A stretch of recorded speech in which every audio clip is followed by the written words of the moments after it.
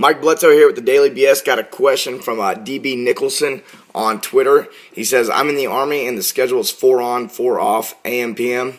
Should I do strength WODs at certain times or just when I am strength or WODs at certain times or just when I am able?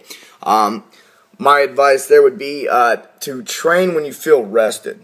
So, if I was in the military and I was on crazy schedules, and there's a lot of times where I was training when I was extremely tired.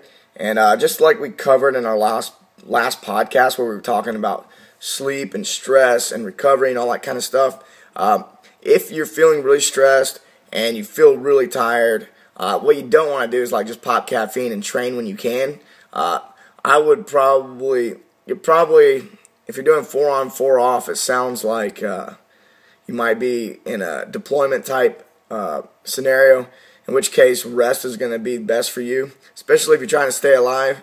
If you're not getting a lot of rest and you're training on top of that, and then you're not so aware of what's going on around you, that's probably more dangerous than not trying to get some training in. So as frustrating as it can be to not be able to train as much as you want, there's probably more benefits out of getting good restful sleep when you can than there is to training. So my advice is basically to train when you feel rested. So if you can catch a day off or something like that and you can get a lot of sleep, then after that might be the time to train.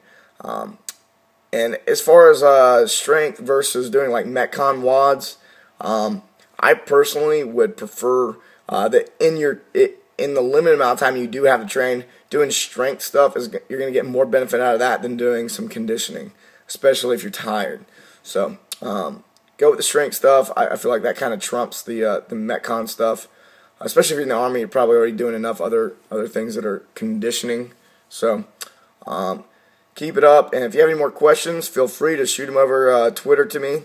@Michael Bledsoe is my Twitter handle. So see you guys later.